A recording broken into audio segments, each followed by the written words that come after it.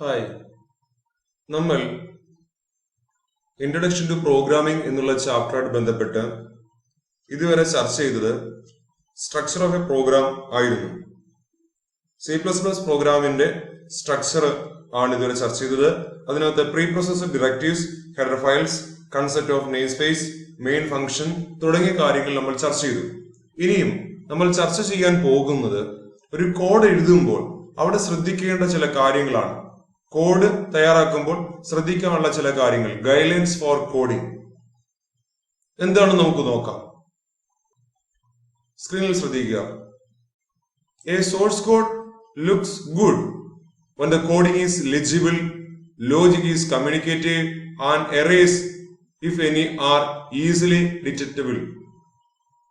ഒരു source code ഏറ്റവും നല്ലതാണെന്ന് പറയുന്നത് എപ്പോഴാണെന്ന് ചോദിച്ചാൽ ആ കോഡ് വളരെ ഭംഗിയായിട്ട് നമുക്ക് റീഡ് ചെയ്യാൻ സാധിക്കുമ്പോൾ, അതിനകത്ത് അപ്ലൈ ചെയ്തിരിക്കുന്ന ലോജിക്ക് മറ്റുള്ളവർക്ക് കൃത്യമായിട്ട് മനസ്സിലാകുമ്പോൾ, അതേപോലെ അതിനകത്ത് വരുന്ന എറേഴ്സ് വളരെ വേഗത്തിൽ നമുക്ക് മനസ്സിലാക്കാൻ സാധിക്കുമ്പോൾ ഒക്കെയാണ് ആ കോഡ് ഏറ്റവും നല്ലതാണ് എന്ന് പറയുന്നത്. These features can be experienced if certain styles are followed while writing program. ഈ പറഞ്ഞ കാര്യങ്ങൾ കൃത്യമായിട്ട് വായിക്കാൻ, അതിന്റെ ലോജിക്ക് കൃത്യമായിട്ട് മനസ്സിലാക്കാൻ, എറേഴ്സ് പെട്ടെന്ന് കണ്ടുപിടിക്കാൻ ഒക്കെ സാധിക്കുന്നത് ഇനി പറയാൻ പോകുന്ന ചില റൂൾസ് അല്ലെങ്കിൽ ഫീച്ചേഴ്സ് കൃത്യമായിട്ട് നമ്മുടെ പ്രോഗ്രാമിൽ ഫോളോ ചെയ്യുന്നു ഉണ്ടെങ്കിലാണ്. Okay, some guidelines are discussed below to write stylistic programs. വളരെ സ്റ്റൈലായിട്ടുള്ള, വളരെ വേഗത്തിൽ മറ്റുള്ളവർക്ക് ലോജിക്ക് മനസ്സിലാകുന്ന രീതിയിൽ, കാര്യങ്ങൾ വ്യക്തമായിട്ട് വായിച്ച് മനസ്സിലാക്കാൻ പറ്റുന്ന രീതിയിൽ, എറേഴ്സ് വളരെ വേഗത്തിൽ കണ്ടുപിടിക്കാൻ പറ്റുന്ന രീതിയിൽ പ്രോഗ്രാം തയ്യാറാക്കാൻ ആവശ്യമായ ഗൈഡ്ലൈൻസ് ആണ് ഇനി നമ്മളോട് ഇവിടെ പറയാൻ പോകുന്നത്. അതിൽ ആദ്യത്തേത് use suitable naming convention for identifiers.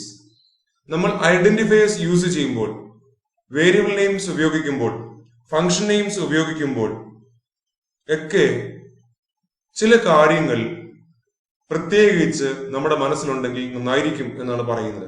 Use suitable naming convention for identifiers. ഐഡന്റിഫയേഴ്സിന് വളരെ നല്ല പേരുകൾ,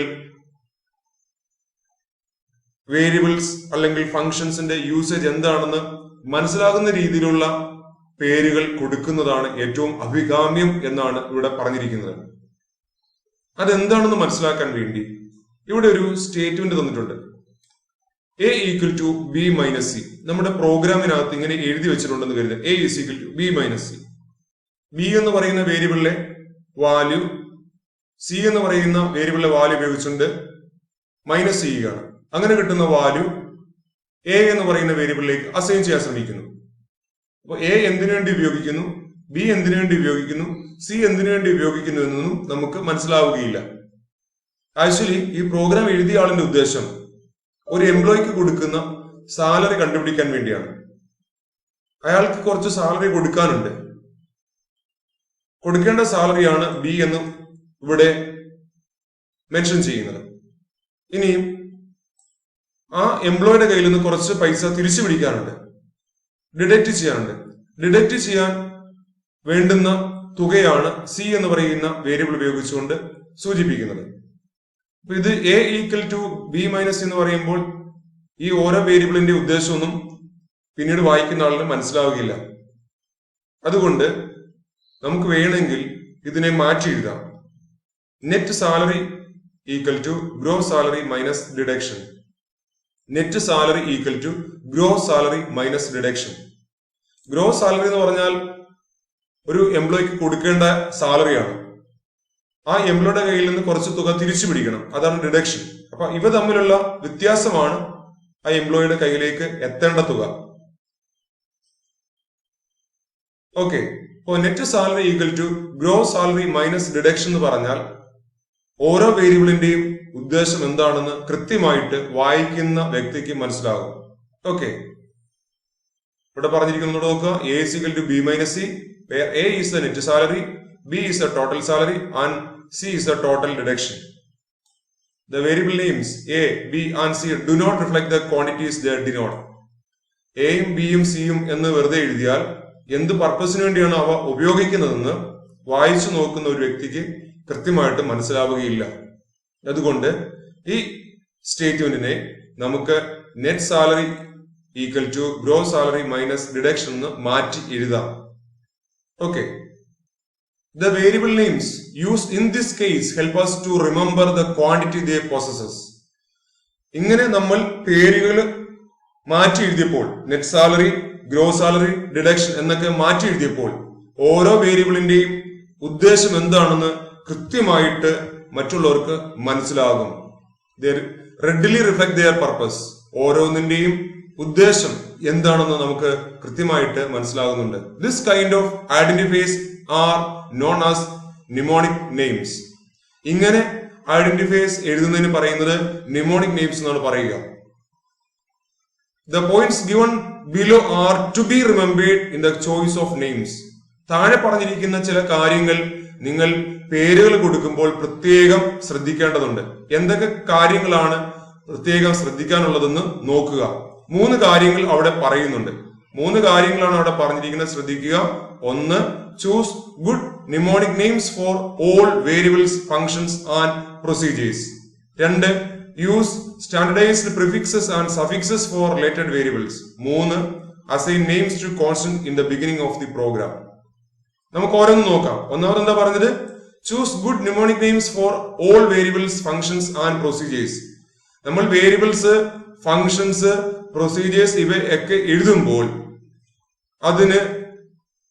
അതിന്റെ ഉദ്ദേശ ലക്ഷ്യം മറ്റുള്ളവർക്ക് മനസ്സിലാകുന്ന രീതിയിൽ പേരുകൾ കൊടുക്കുക. എക്സാമ്പിൾ ഇവിടെ പറഞ്ഞിട്ടുണ്ട്. 1. AVG_HGT. അത് കാണുമ്പോൾ തന്നെ നമുക്ക് മനസ്സിലാകും ആവറേജ് ഹൈറ്റ് എന്നതിന്റെ ഷോർട്ട് ഫോം ആണ്. ആവറേജ് ഹൈറ്റ് കണ്ടുപിടിക്കാൻ വേണ്ടിയുള്ള ഒരു വേരിയബിൾ ആണ്. അതുകൊണ്ട് നമ്മൾ എങ്ങനെ എഴുതി? AVG_height. ആവറേജ് ഹൈറ്റ് 2 വാക്കുകൾ ചേർത്ത് എഴുതാൻ വേണ്ടി അണ്ടർസ്കോർ യൂസ് ചെയ്തിരിക്കുകയാണ്. AVG_HGT എന്ന് എഴുതുമ്പോൾ തന്നെ അവിടെ കൃത്യമായിട്ട് നമുക്ക് മനസ്സിലാകുന്നുണ്ട് ആവറേജ് ഹൈറ്റ് ആണ് അത് കണ്ടുപിടിക്കുന്നതെന്ന്. അടുത്ത roll_number, roll_NO, roll_NO എന്ന് എഴുതിയിരിക്കുന്നത് വായിക്കുമ്പോൾ തന്നെ നമുക്ക് മനസ്സിലാകും റോൾ നമ്പർ എന്നാണ് അത് സൂചിപ്പിക്കുന്നത്. റോൾ നമ്പർ എന്നാണ് അത് സൂചിപ്പിക്കുന്നത്. ഇവിടെ EMB_code ഈ വേരിയബിളിനെയും സൂചിപ്പിക്കുന്നത് എംപ്ലോയി കോഡ് ആണ്. ഇവിടെയെല്ലാം 2 പദങ്ങളുണ്ട്. ആ 2 പദങ്ങളെ വ്യക്തമായിട്ട് മനസ്സിലാക്കാൻ വേണ്ടി അണ്ടർസ്കോർ യൂസ് ചെയ്തിട്ടുണ്ട്. ഇനി വരുന്ന ഒരു വേരിയബിൾ നെയിം ശ്രദ്ധിക്കുക, ഒരു ന്യൂമോണിക് നെയിം ശ്രദ്ധിക്കുക. Sum of digits. ഇതിനകത്ത് 3 പദങ്ങളുണ്ട്. പക്ഷെ ആ 3 പദങ്ങളും വ്യക്തമായിട്ട് നമുക്ക് മനസ്സിലാകുന്ന രീതിയിലാണ് ആ വേരിയബിൾ നെയിം എഴുതിയിരിക്കുന്നത്, ന്യൂമോണിക് നെയിം എഴുതിയിരിക്കുന്നത്. സം എന്നതിന്റെ ഫസ്റ്റ് ക്യാരക്ടർ അപ്പർ കേസിൽ കൊടുത്തു, ഓഫ് എന്നതിന്റെ ഫസ്റ്റ് ക്യാരക്ടർ അപ്പർ കേസിൽ കൊടുത്തു, ഡിജിറ്റ്സ് എന്നതിന്റെ ഫസ്റ്റ് ക്യാരക്ടർ ഡി അപ്പർ കേസിൽ കൊടുത്തിരിക്കുകയാണ്. അപ്പൊ സം ഓഫ് ഡിജിറ്റ്സ് എന്ന് പെട്ടെന്ന് നമുക്ക് മനസ്സിലാവും. അതിലെ ഓരോ പദങ്ങളുടെയും ഫസ്റ്റ് ക്യാരക്ടർ അപ്പർ കേസിൽ കൊടുത്തിരിക്കുകയാണ്. അവയെ തമ്മിൽ വേർതിരിക്കാൻ വേണ്ടി അണ്ടർസ്കോർ ഈ പറഞ്ഞ എക്സാമ്പിൾ ലെവൽ ഇവിടെ കൊടുത്തിട്ടില്ല. പക്ഷെ 3 പദങ്ങളുണ്ട് എന്ന് കൃത്യമായിട്ട് മനസ്സിലാക്കാൻ വേണ്ടി ഓരോ വേർഡിന്റെയും ഫസ്റ്റ് ക്യാരക്ടർ അപ്പർ കേസിലേക്ക് കൊടുത്തു. അതുകൊണ്ട് നമുക്ക് ആ സ്റ്റേറ്റ്മെന്റ് കൃത്യമായിട്ട് വായിക്കാം. Sum of digits. ഓക്കെ. അടുത്തത് രണ്ടാമത് നമ്മൾ ശ്രദ്ധിക്കാനുള്ള കാര്യം use standardized prefixes and suffixes. എന്താണെന്ന് ചോദിച്ചു കഴിഞ്ഞാൽ ഒരേ പോലെയുള്ള വേരിയബിൾസ് യൂസ് ചെയ്യുമ്പോൾ കൃത്യമായ ഒരു നമ്പറിംഗ് രീതി ഫോളോ ചെയ്യുക. ഇവിടെ നോക്കുക, 3 നമ്പേഴ്സ് സ്റ്റോർ ചെയ്യാൻ വേണ്ടിയുള്ള വേരിയബിൾസ് നമ്മൾ ഡിക്ലെയർ ചെയ്യുകയാണ് അല്ലെങ്കിൽ യൂസ് ചെയ്തിരിക്കുകയാണ്. ആദ്യത്തെ വേരിയബിളിന്റെ പേര് num1, അടുത്തതിന്റെ പേര് num2, അടുത്തതിന്റെ പേര് num3. ഇങ്ങനെ നമുക്ക് കൃത്യമായ രീതിയിൽ നമ്പറിംഗ് ഒക്കെ കൊടുത്ത് വേരിയബിൾസ് യൂസ് ചെയ്യാം. 3 നമ്പേഴ്സ് സ്റ്റോർ ചെയ്യാൻ വേണ്ടി എ ബി സി എന്നൊക്കെ വിവിധങ്ങളായ വേരിയബിൾസ് യൂസ് ചെയ്യുന്നതിന് പകരം num1 ഫസ്റ്റ് നമ്പർ സ്റ്റോർ ചെയ്യാൻ വേണ്ടി, num2 സെക്കൻഡ് നമ്പർ സ്റ്റോർ ചെയ്യാൻ വേണ്ടി, num3 തേർഡ് നമ്പർ സ്റ്റോർ ചെയ്യാൻ വേണ്ടി. അത് വളരെ വ്യക്തമായിട്ട് നമുക്ക് മനസ്സിലാക്കാൻ സാധിക്കുന്നതാണ്. ഇനി മൂന്നാമത് ശ്രദ്ധിക്കാനുള്ള ഒരു കാര്യം, assign names to constants in the beginning of the program. പ്രോഗ്രാമിന്റെ തുടക്കത്തിൽ നമ്മൾ ഏതെങ്കിലും കോൺസ്റ്റന്റ് യൂസ് ചെയ്യുന്നുണ്ടെങ്കിൽ അവിടെ അത് ഡിക്ലെയർ ചെയ്തിരിക്കണം. ഇപ്പോൾ നമ്മുടെ പ്രോഗ്രാമിനകത്ത് 3.14 എന്ന് പറയുന്ന ഒരു കോൺസ്റ്റന്റ് വാല്യൂ പൈ എന്നുള്ള ആ കോൺസ്റ്റന്റ് വാല്യൂ യൂസ് ചെയ്യുന്നുണ്ടെങ്കിൽ ആ കോൺസ്റ്റന്റ് 3.14 എന്നുള്ള ആ വാല്യൂ ഡയറക്റ്റ് ആയിട്ട് നമ്മുടെ പ്രോഗ്രാമിൽ യൂസ് ചെയ്യാതെ അതിനെ പൈ എന്നുള്ള വേരിയബിളിലേക്ക് അസൈൻ ചെയ്യുക. പൈ എന്നുള്ള വേരിയബിളിലേക്ക് അസൈൻ ചെയ്യുക. പക്ഷെ അതൊരു കോൺസ്റ്റന്റ് വാല്യൂ ആയതുകൊണ്ട് നമുക്കതിനെ കോൺസ്റ്റ് പൈ ഈക്വൽ ടു 3.14 എന്ന് ഡിക്ലെയർ ചെയ്തു വെക്കാൻ സാധിക്കും. കോൺസ്റ്റ് പൈ ഈക്വൽ ടു 3.14 എന്ന് ഡിക്ലെയർ ചെയ്തു വെക്കാൻ സാധിക്കും. അങ്ങനെ നമ്മൾ വേരിയബിൾസിന് പേര് കൊടുക്കുമ്പോൾ, ഫങ്ഷൻസിന് പേര് കൊടുക്കുമ്പോൾ, പ്രൊസീജിയേഴ്സിന് പേര് കൊടുക്കുമ്പോൾ ആ ഓരോന്നിന്റെ പർപ്പസ് അനുസരിച്ച് പേരുകൾ കൊടുക്കുക. ആ പേരുകൾ കാണുമ്പോൾ തന്നെ അതിന്റെ ഉദ്ദേശ ലക്ഷ്യം നമുക്ക് മനസ്സിലാക്കാൻ സാധിക്കണം. ഓക്കെ, അതാണ് നമ്മൾ ആദ്യമേ ശ്രദ്ധിക്കേണ്ട കാര്യം.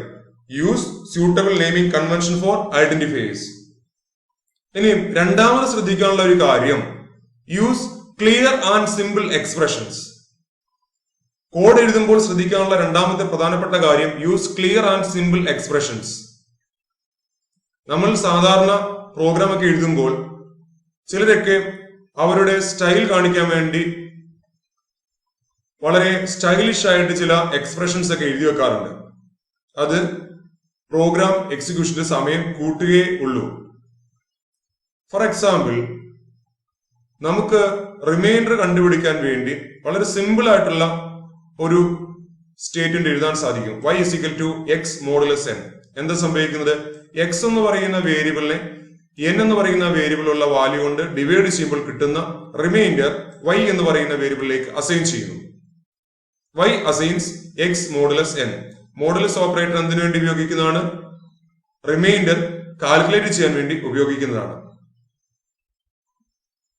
എന്നാൽ ചിലർ ഈ സ്റ്റേറ്റ്മെന്റിനെ ഇവിടെ പറഞ്ഞിരിക്കുന്ന രീതിയിൽ എഴുതാറുണ്ട്. y assigns x minus x by n into n. ഇങ്ങനെ കോംപ്ലിക്കേറ്റഡ് ആയിട്ടുള്ള എക്സ്പ്രഷൻസ് എഴുതാതെ ഏറ്റവും സിമ്പിൾ ആയിട്ടുള്ള എക്സ്പ്രഷൻസ് എഴുതാൻ ശ്രമിക്കുക. ഓക്കെ, അപ്പോൾ ആദ്യം പറഞ്ഞത് use suitable naming convention for identifiers. രണ്ടാമത് പറഞ്ഞത് use clear and simple expressions. ഇത് രണ്ടും മനസ്സിലായി കാണുമല്ലോ. ഇനി അടുത്തത് യൂസ് കമന്റ്സ് വേറെവർ നീഡഡ്. നമ്മളുടെ പ്രോഗ്രാമിൽ കമന്റ്സ് ആവശ്യമുണ്ടെങ്കിൽ അത് എഴുതാൻ ശ്രമിക്കുക. എന്താണ് കമന്റ്സ് എന്ന് പറയുന്നത്? നോക്കുക, comments play a very important role as they provide internal documentation of the program. ആ പ്രോഗ്രാമിന് ഇന്റേണൽ ആയിട്ടുള്ള ഡോക്യുമെന്റേഷൻ തരുന്നതാണ് കമന്റ് എന്ന് പറയുന്നത്. They are lines in code that are added to describe the program. നമ്മളുടെ പ്രോഗ്രാമിലേക്ക് ഡിസ്ക്രിപ്ഷൻസ് ആഡ് ചെയ്യുന്ന lines ആണ് കമന്റ്സ് എന്ന് പറയുന്നത്. They are ignored by the compiler. Execution നടക്കുന്ന സമയത്ത് കമ്പൈലർ ആ സ്റ്റേറ്റ്മെന്റ്സ് ഇഗ്നോർ ചെയ്യും. എന്ന് പറഞ്ഞാൽ അത് നോൺ എക്സിക്യൂട്ടബിൾ സ്റ്റേറ്റ്മെന്റ് ആണ്. There are two ways to write comments in C++. C++നകത്ത് രണ്ട് രീതിയിൽ നമുക്ക് കമന്റുകൾ എഴുതാം. C++നകത്ത് രണ്ട് രീതിയിൽ നമുക്ക് കമന്റുകൾ എഴുതാം. ഒന്ന് സിംഗിൾ ലൈൻ കമന്റ്, രണ്ട് മൾട്ടി ലൈൻ കമന്റ്. ഒന്ന് സിംഗിൾ ലൈൻ കമന്റ്, രണ്ട് മൾട്ടി ലൈൻ കമന്റ്. എന്താണ് സിംഗിൾ ലൈൻ കമന്റ് എന്ന് പറയുന്നത്? എന്താണ് മൾട്ടി ലൈൻ കമന്റ് എന്ന് പറയുന്നത്? നമുക്ക് നോക്കാം. സിംഗിൾ ലൈൻ കമന്റ് എന്ന് പറഞ്ഞാൽ the characters 2 slashes is used to write single line comments. രണ്ട് സ്ലാഷുകൾ ഉപയോഗിച്ച്, രണ്ട് ഫോർവേഡ് സ്ലാഷുകൾ ഉപയോഗിച്ചുകൊണ്ടാണ് നമ്മൾ സിംഗിൾ ലൈൻ കമന്റ് തയ്യാറാക്കുന്നത്. Text appearing after 2 forward slashes in a line is treated as a comment. രണ്ട് ഫോർവേഡ് സ്ലാഷ് കഴിഞ്ഞു വരുന്ന കാര്യങ്ങളെല്ലാം തന്നെ കമന്റ് ആയിട്ടാണ് C++ൽ കമ്പൈലർ പരിഗണിക്കുക. രണ്ട് ഫോർവേഡ് സ്ലാഷ് എഴുതിയതിനു ശേഷം പറയുന്ന കാര്യങ്ങളൊന്നും തന്നെ കമ്പൈലർ പിന്നീട് എക്സിക്യൂട്ട് ചെയ്യുക ഇല്ല. അങ്ങനെ രണ്ട് ഫോർവേഡ് സ്ലാഷ് എഴുതിയതിനു ശേഷം മറ്റു സ്റ്റേറ്റ്മെന്റ്സുകളൊക്കെ എഴുതുന്നതിന് പറയുന്ന പേരാണ് സിംഗിൾ ലൈൻ കമന്റ്. രണ്ടാമത്തേതാണ് multi line comment. Multi line comment എന്ന് പറഞ്ഞാൽ എന്താണ്? Anything written within slash star and star slash is treated as comment.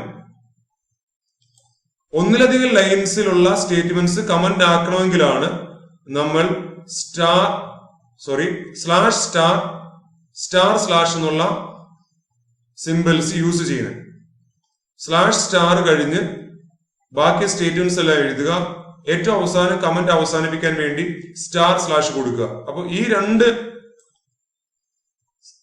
സിമ്പിളുകൾക്കുള്ളിലായിട്ട് വരുന്ന കാര്യങ്ങൾ കമന്റ് ആയിട്ട് മാറും.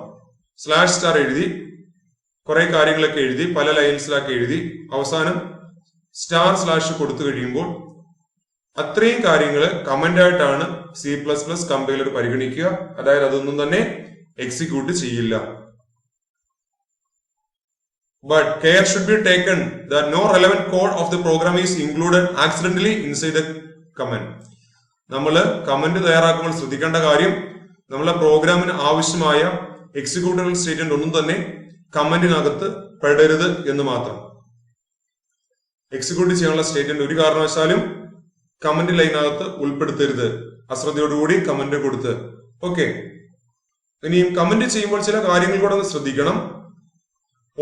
Always insert prologues the comments in the beginning of the program that summarizes the purpose of the program. നമ്മൾ ഒരു programme എഴുതുമ്പോൾ പ്രോഗ്രാമിന്റെ തുടക്കത്തിൽ എപ്പോഴും ആ പ്രോഗ്രാമിന്റെ ഡിസ്ക്രിപ്ഷൻ എഴുതാൻ ശ്രമിക്കുക, കമന്റ് ആയിട്ട് എഴുതാൻ ശ്രമിക്കുക. പിന്നീട് ആ പ്രോഗ്രാം റെഫർ ചെയ്യുന്ന ഒരാൾക്ക് ആ പ്രോഗ്രാമിന്റെ പർപ്പസ് എന്താണെന്ന് കൃത്യമായിട്ട് മനസ്സിലാക്കാൻ വേണ്ടി സാധിക്കും. Comment each variable and constant declaration. നിങ്ങളുടെ പ്രോഗ്രാമിനകത്ത് പറ്റുമെങ്കിൽ എല്ലാ വേരിയബിൾസിനും കോൺസ്റ്റന്റ്സിനും കമന്റ് കൊടുക്കാൻ ശ്രമിക്കുക. ഓരോ വേരിയബിളിന്റെയും കോൺസ്റ്റന്റിന്റെയും പർപ്പസ് എന്താണെന്ന് മനസ്സിലാക്കാൻ വേണ്ടി. Use comments to explain complex program steps. നമ്മൾ എഴുതുന്ന പ്രോഗ്രാമിനകത്ത് വളരെ കോംപ്ലക്സ് ആയ സ്റ്റെപ്സ് ഒക്കെ ഉണ്ടെങ്കിൽ അത് പിന്നീട് മറ്റുള്ളവർക്ക് വായിച്ചാൽ മനസ്സിലാക്കാൻ വേണ്ടി കമന്റ്സ് എഴുതുകയാണെങ്കിൽ നന്നായിരിക്കും. ഓക്കെ, അപ്പൊ അത്രയും കാര്യങ്ങള് കമന്റ്സ് എഴുതുമ്പോൾ ശ്രദ്ധിക്കാനുള്ളതാണ്. കോഡ് ചെയ്യുന്ന സമയത്ത് ശ്രദ്ധിക്കാനുള്ള ഗൈഡ്ലൈൻസ് ആണ് പറഞ്ഞുകൊണ്ടിരിക്കുന്നത്. ഒന്ന്, use suitable naming convention for identifiers. രണ്ട്, use clear and simple expression. മൂന്ന്, യൂസ് കമന്റ്സ് വെയറെവർ നീഡഡ്. ആവശ്യമുള്ള സമയങ്ങളിൽ നിങ്ങൾ കമന്റുകൾ കൊടുക്കാൻ വേണ്ടി ശ്രദ്ധിക്കുക. ഓക്കെ, ഇനിയും ശ്രദ്ധിക്കാനുള്ള ഒരു കാര്യം എന്ന് പറയുന്നത് റെലവൻസ് ഓഫ് ഇൻഡന്റേഷൻ ആണ്.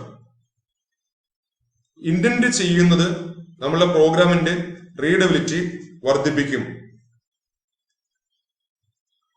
In computer programming an indent style is a convention governing the indentation of blocks of code to convey the program structure for good visibility and better clarity. നമ്മൾ computer program ചെയ്യുമ്പോൾ indent ചെയ്ത് എഴുതുന്നത് എന്നും നമ്മളുടെ programme കൃത്യമായിട്ട് മറ്റുള്ളവർക്ക് വായിക്കാനും മനസ്സിലാക്കാനും സഹായിക്കും. എന്താണ് അല്ലെങ്കിൽ എങ്ങനെയാണ് ഇന്റന്റ് ചെയ്ത് ഒരു പ്രോഗ്രാം എഴുതുന്നതെന്ന് സ്ക്രീനിൽ നമുക്ക് നോക്കാം. ഓക്കെ, ഇവിടെ സ്ക്രീനിൽ ഇപ്പോൾ ഒരു പ്രോഗ്രാം തന്നിട്ടുണ്ട്. To find the taller student by comparing their heights എന്ന് കൊടുത്തിട്ടുണ്ട്.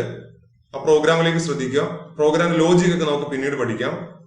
ഇവിടെ ഇന്റ് മെയിൻ എന്നുള്ള ഫംഗ്ഷൻ എഴുതിയതിനു ശേഷം ബ്രാക്കറ്റ് ഓപ്പൺ ചെയ്തു. അതിന് നേരെ താഴേക്ക് ശ്രദ്ധിച്ചാൽ ബ്രാക്കറ്റ് ക്ലോസ് ചെയ്തിരിക്കുന്നത് കാണാം. അപ്പോൾ ഓപ്പണിംഗ് ബ്രാക്കറ്റ് കഴിഞ്ഞ് ബാക്കിയുള്ള സ്റ്റേറ്റ്മെന്റ്സ് എല്ലാം അല്പം വലതുവശത്തേക്ക് നീക്കിയാണ് എഴുതിയിരിക്കുന്നത്. അതായത് ഈ ഫംഗ്ഷൻ എവിടെ സ്റ്റാർട്ട് ചെയ്തു, എവിടെ അവസാനിച്ചു എന്ന് നമുക്ക് വളരെ വേഗത്തിൽ ഇവിടെ നോക്കിലറിയാം. ബ്രാക്കറ്റ്സ് ഓപ്പൺ ചെയ്തിരിക്കുന്നതും അതിന് നേരെ താഴെ തന്നെ അത് ക്ലോസ് ചെയ്തിരിക്കുന്നതും ഒറ്റ നോട്ടത്തിൽ അറിയാൻ സാധിക്കും. അതിനകത്ത് വരുന്ന സ്റ്റേറ്റ്മെന്റ്സ് എല്ലാം വലതുവശത്തേക്ക് അല്പം നീക്കിയാണ് എഴുതിയിരിക്കുന്നത്. ഇനിയും ഇതിനുള്ളിൽ നമുക്ക് ഇഫ് കണ്ടീഷൻ കൊടുത്തിട്ടുണ്ട്. ഇഫിന് നമ്മൾ അൽഗോരിതം പഠിച്ച സമയത്ത് പരിചയപ്പെട്ടതാണ്. ഇത് ഒന്നാമത്തെ വാല്യൂ രണ്ടാമത്തെ വാല്യൂ തമ്മിൽ കമ്പയർ ചെയ്യാണ്.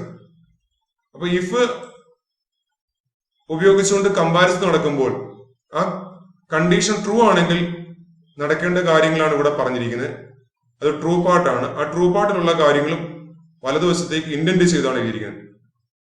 അല്ല എങ്കിൽ ഈ കണ്ടീഷൻ തെറ്റാണെങ്കിൽ എന്ന് സൂചിപ്പിക്കാനാണ് എൽസ് എഴുതിയിരിക്കുന്നത്. ഈ കണ്ടീഷൻ തെറ്റാവുമ്പോൾ നടക്കേണ്ട കാര്യങ്ങളാണ് എൽസ് പാർട്ടിൽ വന്ന് എഴുതിയിരിക്കുന്നത്. അപ്പോൾ ട്രൂ ആണെങ്കിൽ നടക്കേണ്ട കാര്യങ്ങൾ ഇവിടെയും ഫോൾസ് ആണെങ്കിൽ നടക്കേണ്ട കാര്യങ്ങൾ ഇവിടെ എഴുതിയിട്ടുണ്ട്. അപ്പൊ അത് രണ്ടും അല്പം വലതുവശത്തേക്ക് ഇൻഡന്റ് ചെയ്താണ് എഴുതിയിരിക്കുന്നത് ശ്രദ്ധിക്കുക. ഇഫിന് നേരെ താഴെ എൽസ് എന്നുള്ളത് നമുക്ക് കാണാൻ സാധിക്കും. ഇഫ് എൽസ് എന്നുള്ള രണ്ട് സ്റ്റേറ്റ്മെന്റ് ഇൻ ബിറ്റ്വീൻ ആയിട്ട് ട്രൂ പാർട്ടിൽ നടക്കാനുള്ള കാര്യങ്ങളാണ് എഴുതിയിരിക്കുന്നത്. എൽസിന് നേരെ താഴെ വലതുവശത്തേക്ക് നീക്കിയാണ് ഫോൾസ് പാർട്ടിൽ പറഞ്ഞിരിക്കുന്ന കാര്യങ്ങൾ എഴുതിയിരിക്കുന്നത്. അപ്പൊ ഇങ്ങനെ ഒരു ഫംഗ്ഷൻ എഴുതുമ്പോൾ ഫംഗ്ഷനുമായിട്ട് ബന്ധപ്പെട്ട സ്റ്റേറ്റ്മെന്റ്സ് അല്പം വലത്തേക്ക് നീക്കി എഴുതുക. ഒരു കണ്ടീഷൻ എഴുതുമ്പോൾ കണ്ടീഷനുമായിട്ട് ബന്ധപ്പെട്ടുള്ള കാര്യങ്ങൾ അല്പം വലതുവശത്തേക്ക് നീക്കി എഴുതുക.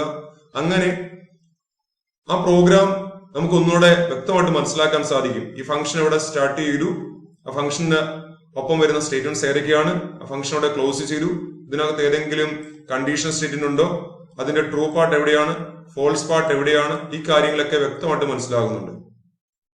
അതേപോലെ തന്നെ ഇവിടെ ഒരു സിംഗിൾ ലൈൻ കമന്റ് ഉപയോഗിച്ചിട്ടുണ്ട്. 2 സ്ലാഷസ് ഉപയോഗിച്ചാണ് ആ കമന്റ് എഴുതിയിരിക്കുന്നത്. ഓക്കെ, അപ്പോൾ നമ്മൾ കോഡിംഗ് എഴുതുമ്പോൾ ശ്രദ്ധിക്കാനുള്ള ഗൈഡ്ലൈൻസിനെ കുറിച്ച് പറഞ്ഞു. ഈ കാര്യങ്ങളെല്ലാം നിങ്ങൾക്ക് മനസ്സിലായി കാണുമെന്ന് കരുതുന്നു. ഇനി നമ്മൾ അവിടെ ചർച്ച ചെയ്യേണ്ടത് വേരിയബിൾ ഇനിഷ്യലൈസേഷൻ എന്നുള്ള ടോപ്പിക്കാണ്. അത് കഴിഞ്ഞ് ആക്സസ് മോഡിഫയറും ടൈപ്പ് മോഡിഫയേഴ്സും ചർച്ച ചെയ്യാനുണ്ട്. ഓക്കെ, അപ്പൊ അടുത്ത വീഡിയോകളും നിങ്ങൾ ശ്രദ്ധിക്കുക. മുമ്പുണ്ടായ വീഡിയോകളും ശ്രദ്ധാപൂർവ്വം കേൾക്കാൻ ശ്രമിക്കണം. ഓക്കെ.